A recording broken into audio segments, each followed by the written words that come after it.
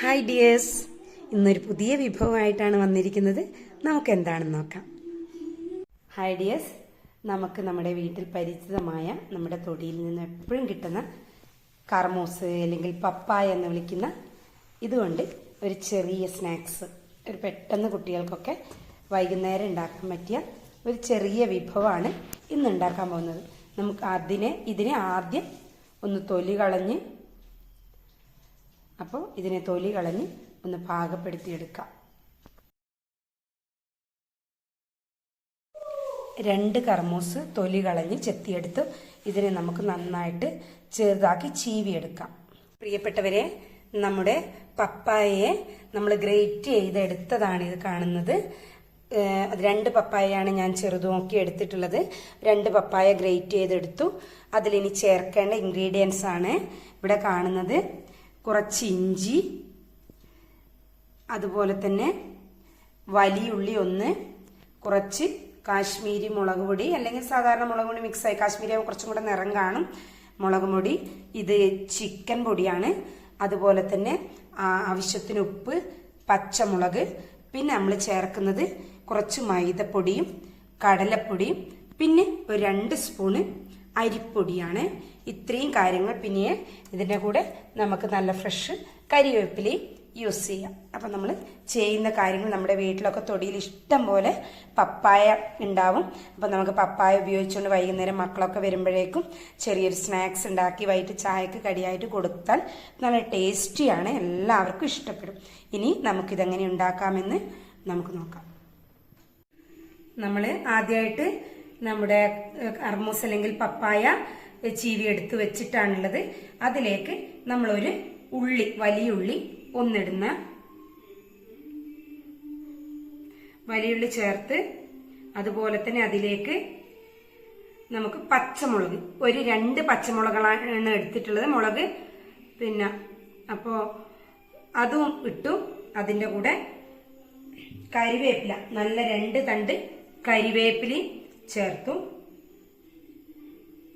എന്നിട്ട് നമ്മൾ അതിനെ നന്നായിട്ട് ആദ്യം ഒന്ന് ചേർത്ത് നമ്മൾ നേരിട്ട് ചേർക്കുകയാണ്. വേറെ വെള്ളങ്ങളൊന്നും ചേർക്കുന്നില്ല.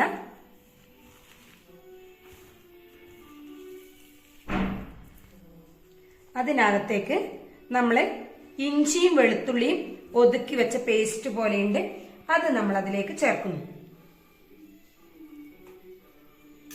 അതിൻ്റെ കൂടെ നമ്മൾ പെരിഞ്ജീരകം ഒരു കുറച്ച്, ഈ അളവിൽ പെരിഞ്ജീരകവും, അതുപോലെ തന്നെ കാശ്മീരി മുളക് പൊടി അതും കൂടെ ചേർത്ത്, കൂടെ നമ്മൾ ചിക്കൻ മസാല കുറച്ച് ചേർക്കുന്നുണ്ട് ടേസ്റ്റിന്.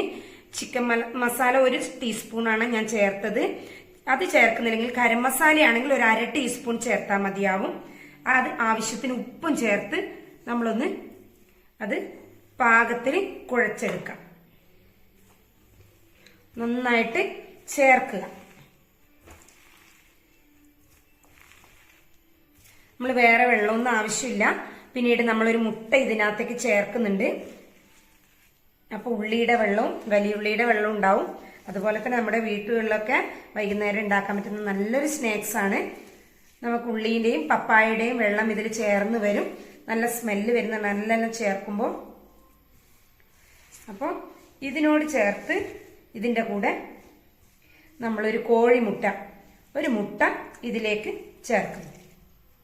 പൊട്ടിച്ച് വെച്ച ഒരു മുട്ട ഇതിലേക്ക് ചേർക്കാം.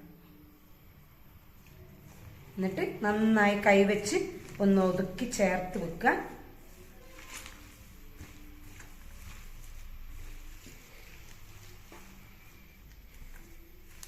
ബൗളിനകത്തിട്ട് നമ്മൾ ആക്കിയാൽ നല്ല പാകത്തിന് ചേർക്കാം. ഇനി നമ്മൾ ചേർക്കുന്നത് 3 പൊടികളാണ്. ഒന്ന് കുറച്ച് മൈദപ്പൊടി, പിന്നെ കടലമാവ്, 2 സ്പൂണ് അരിപ്പൊടി. ഇത് 3ഉം കൂടെ നമുക്ക് ചേർത്ത് ഇതുമായിട്ട് യോജിപ്പിക്കാം.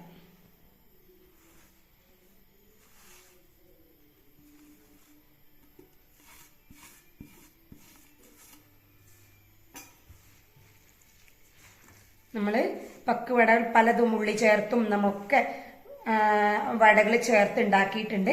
പക്ഷെ ഇതൊരു വെറൈറ്റിയാണ്. നമ്മുടെ നാടൻ ഒരു പലഹാരം തന്നെ വേണമെങ്കിൽ പറയാം. ഇതിന് നന്നായിട്ട് ചേർത്ത് ഒരുക്കുക.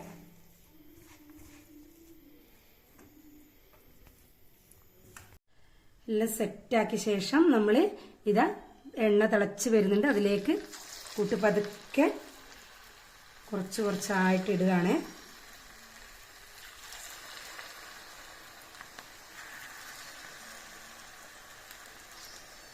മുട്ട ഇട്ടതുകൊണ്ടാണ് ഇങ്ങനെ എണ്ണ പൊന്തി വരുന്നത്.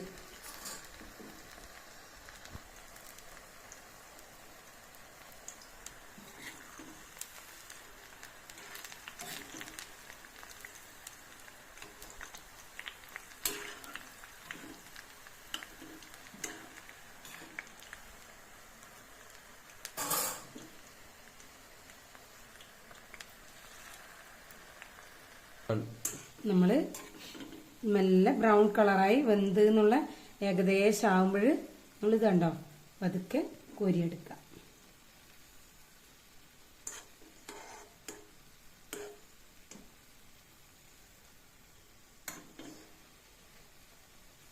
നല്ല ക്രിസ്പി ആയിട്ടുള്ള ഇതാ വിഭവം നമ്മുടെ പപ്പായ പക്കുവട റെഡി ആയിട്ടുണ്ട്. ഇതനുസരിച്ചിട്ട് എല്ലാവരും ഉണ്ടാക്കിയിട്ട് ഈ വീഡിയോയ്ക്ക് കമൻ്റ് ഇടണേ. കമൻ്റ് ഇടാൻ മറക്കരുത്. ഇതുവരെ എൻ്റെ വീഡിയോ ആദ്യമായിട്ട് കാണുന്നവരാണെങ്കിൽ ഒന്ന് ലൈക്കും ഷെയറും ചെയ്ത് കമൻ്റ് ഇടാൻ മറക്കല്ലേ. Okay, bye bye.